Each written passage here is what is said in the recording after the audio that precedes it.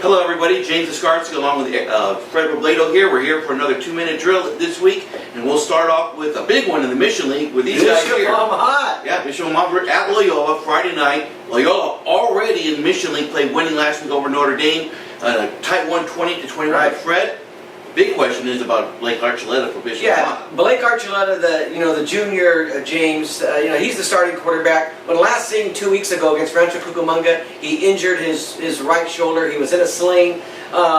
There's no word out of Amat whether he's going to start on Friday. If he doesn't, Aiden Sanchez, the sophomore, who's been in a few series, he will likely get the nod.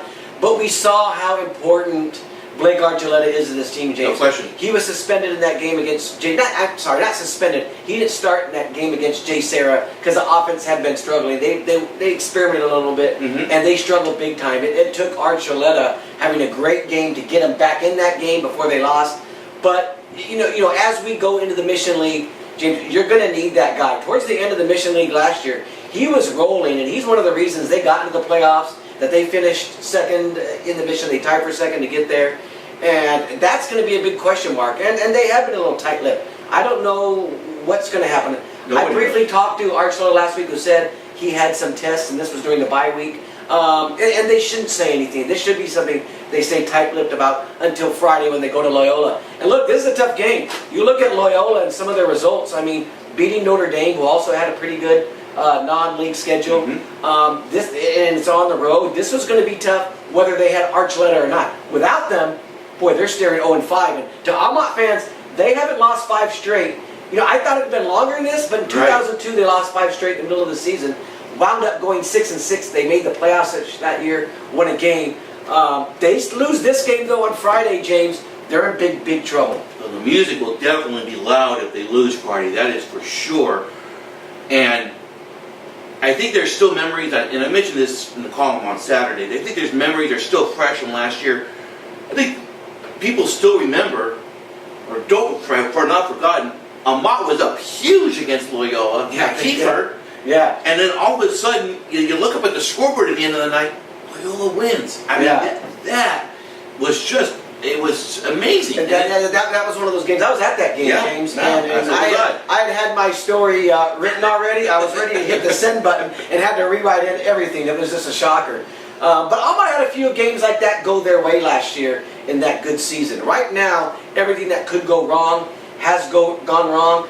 They can't start 0-5. They need to win this game. But again, not knowing whether Blake's going to be there, and even if he's there, how healthy he's going to be is going to be a question too. Right. I'm not sure. I said at the beginning of the year, I thought 6-4, 7-3 was a possibility because they went 7-4 last year and they had a pretty good cast returning. Right. Boy, that's looking really gloom and doomy right now. That 5-5 might be the ceiling right now. But those wins. I don't think anyone's going to beat Chaminade in this league. If you take that away, then Amat's really got to win all their games just to get to 5-5. We mentioned this a couple of weeks ago. That I think the pathway in the Mission League is you have, as Fred mentioned, Sarah and Chaminade. Those are the 2 top teams.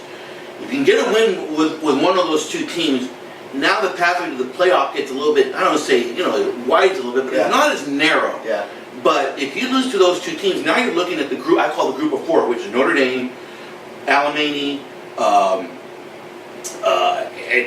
you just go down the line, and then there's Crafty, but you got to win those 4 games. Remember one thing, James, 16, there's only 18 teams in Division 1 and 16 get there, so only 2 are not going to go. So we will, talking playoff scenarios, we're going to have to wait till week 9 or 10 to really see where all of these teams are at. It's possible you finish 4th or even 5th in the Mission and still get in because there are 18 teams, and you got to look how other teams are doing in their divisions around the area. But point being, they've got to get it going, and they've got to get it going this week because 0-5.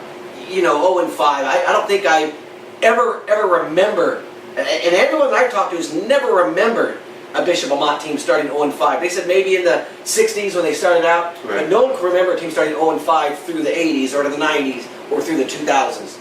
And we should mention also, and we should also mention Loyola with a first-year head coach, Rick Bedorius, who took over for Marvin Sanders. They're playing well. They're playing really well. That's why I said even with Blake, this is a tough game. Without him, I don't see any chance that they win this game. My gut is telling me right now, James, I'm taking Loyola on Friday at home. Look, Amat is better than the record indicates. Yeah. Well, you have to be when you're 0-4. They just are. I mean, modern day, they play the team in Chicago. Jay, Sarah, Rancho Cucamonga, which is rolling. They're all good teams. We'll see what happens from here. Just remember, Amat's, with the opponents that Amat has played this year, the compiled record is 18-2. Yeah. So it's not like they're playing anybody from the weak sisters of the north. And you have to give Steve Hackett credit. And look, if you win this Friday, Ooh. everything changes, James. Oh. You know, the dinner tastes better that night. You know, the parties feel better that night. You wake up a little different the next morning. It can all change in one game, especially a league opening game. Big game on Friday. I'm going to be there. James is going to be there with video. This is the game of the week. What did Chris Berman always say? You know, the Buffalo Bills always knew how to circle the wagons.